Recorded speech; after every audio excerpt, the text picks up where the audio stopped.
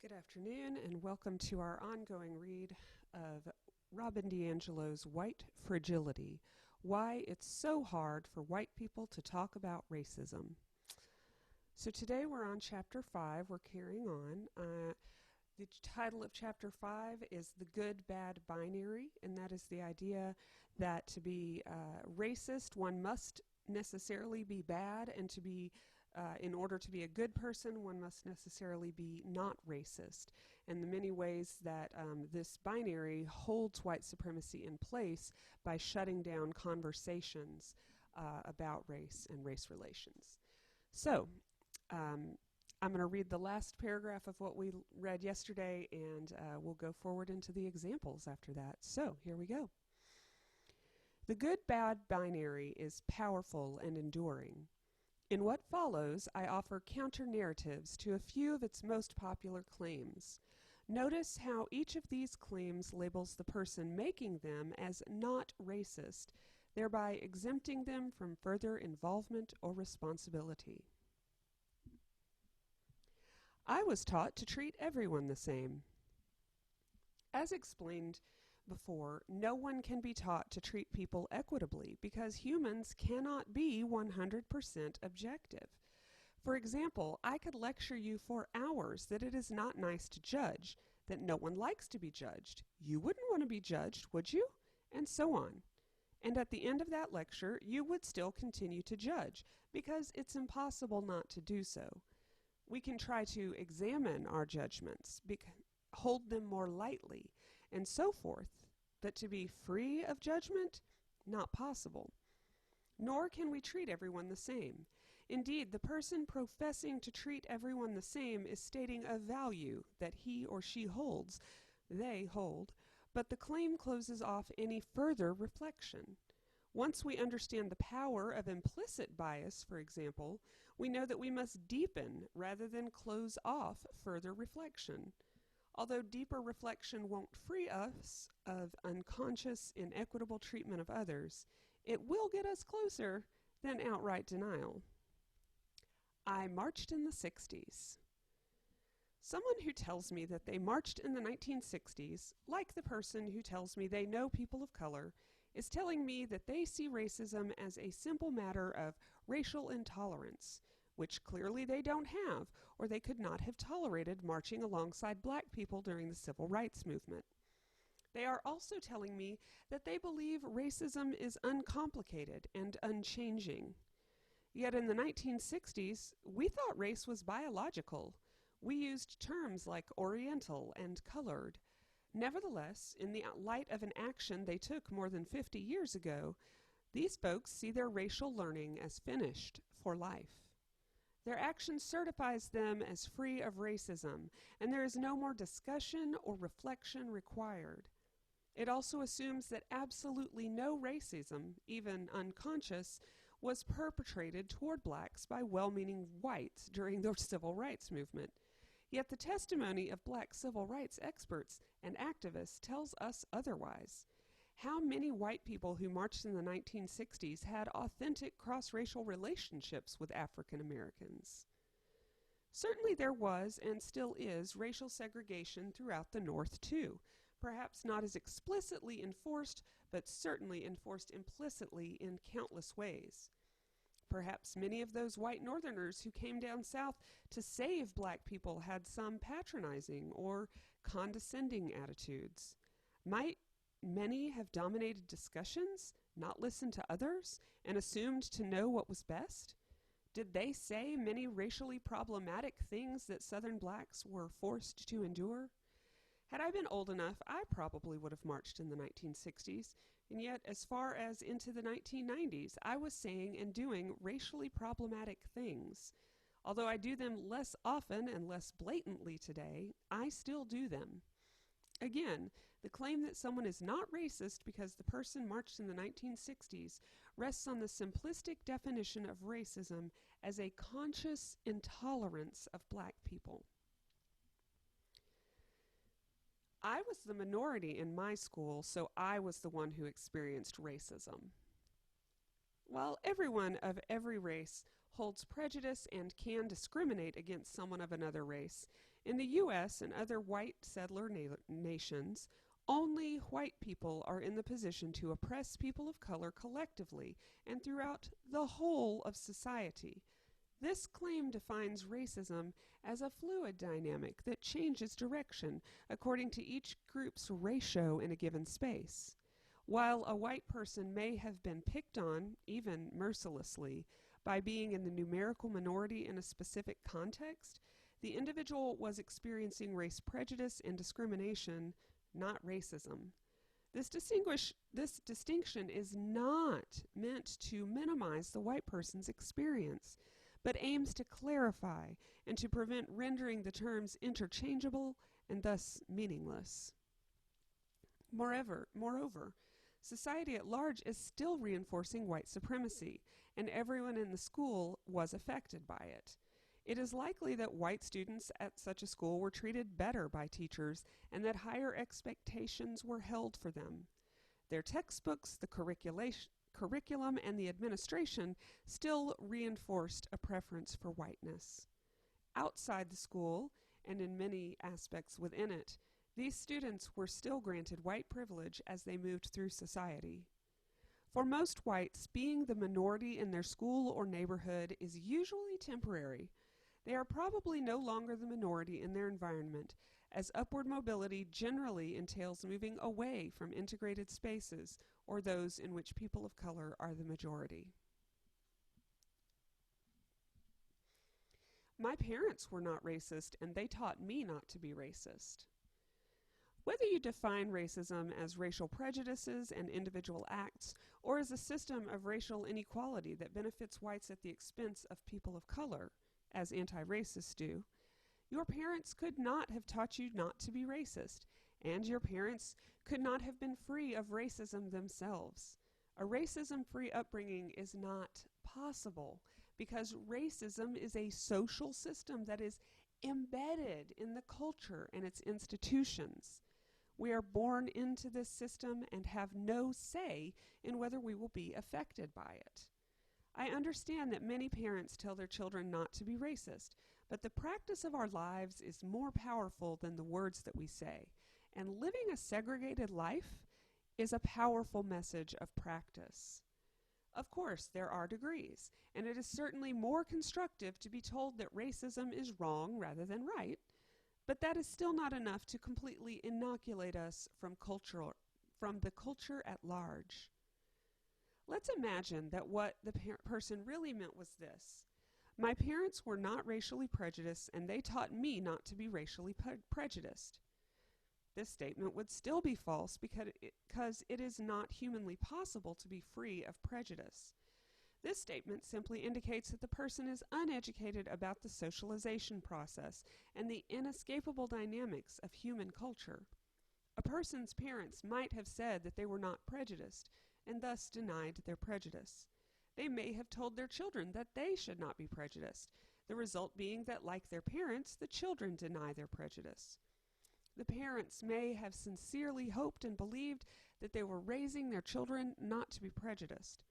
But we can't teach humans to have no prejudice at all. The human brain just doesn't work that way as we process information about others. Most of us only teach our children not to admit to prejudice. A parent training a child not to say certain things that are overtly racist is teaching the child self-censorship rather than how to examine the deeply embedded racial messages we all absorb.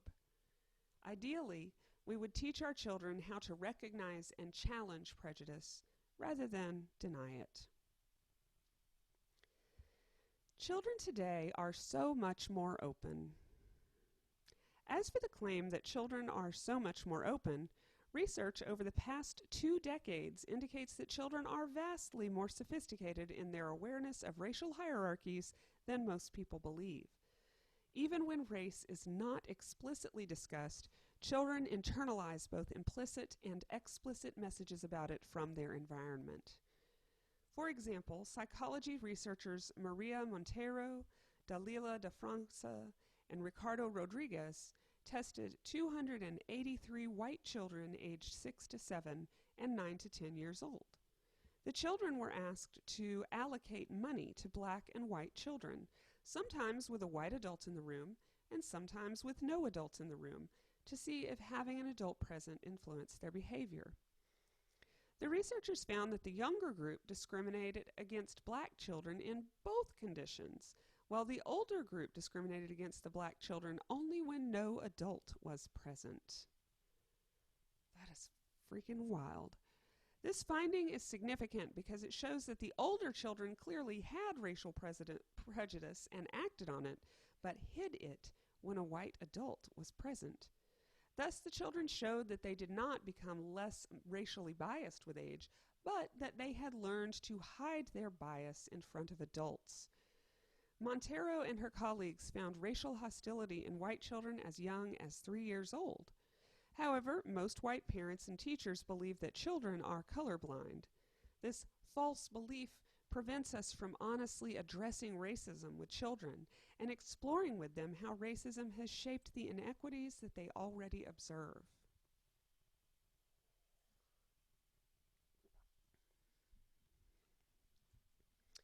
Race has nothing to do with it. How often have we heard someone preface a story about race with the statement, "Race has nothing to do with this, but ... or "she just happened to be black and ... Let's look closer at why the person feels that it's necessary to make this opening point, as it usually illustrates just the opposite. The racist equals bad, not racist equals good binary is reflected in these statements because according to the binary, if race had anything to do with it, then the person telling the story would be racially implicated and thus no longer positioned as colorblind or outside race. Further, if the story is about a conflict between the storyteller and a person of color, then the storyteller might sound racist, and that would mean that the storyteller is a bad person. If, however, the speaker understands racism as an institutional system into which we are socialized, then he or she wouldn't make this disclaimer because the person understands that the conflict cannot be free of racial dimensions. The illusion that it can, this is Chris speaking, is white privilege. Okay. Back to Robin DiAngelo, the real expert. We bring our racial histories with us, and contrary to the ideology of individualism, we represent our groups and those who have come before us. Our identities are not unique or inherent, but constructed or produced through social processes. And what's more, we don't see through clear or objective, see through racial lenses. On some level, race is always at play, even in its supposed absence. Focusing on race is what divides us. The idea that talking about racism is itself racist has always struck me as odd. It is rooted in the concept that race doesn't matter. Therefore, to talk about it gives it undeserved weight. Many things that we talk about every day don't really matter. Precisely because these topics don't really matter, they are easy to talk about. We know race matters a great deal, but for many of the reasons already discussed, we feel the need to deny its importance. Ironically, this denial is a fundamental way in which white people maintain unequal racial power. I've heard this response, focusing on race is what divides us, many times in the context of cross-racial discussions, most often at the point in which white racial power is named. Many whites see the naming of white racial power as divisive. For them, the problem is not the power inequity itself. The problem is naming the power inequity. This naming breaks the pretense of unity and exposes the reality of racial division. Even though participants of color repeatedly state that whites' refusal to acknowledge racial difference in power dynamics actually maintains racial inequity, white participants continue to insist that not talking about difference is necessary for unity.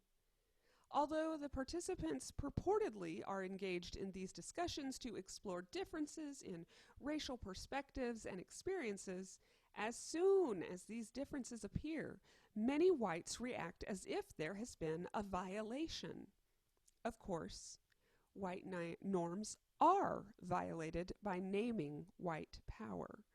But unequal power relations cannot be challenged if they are not acknowledged.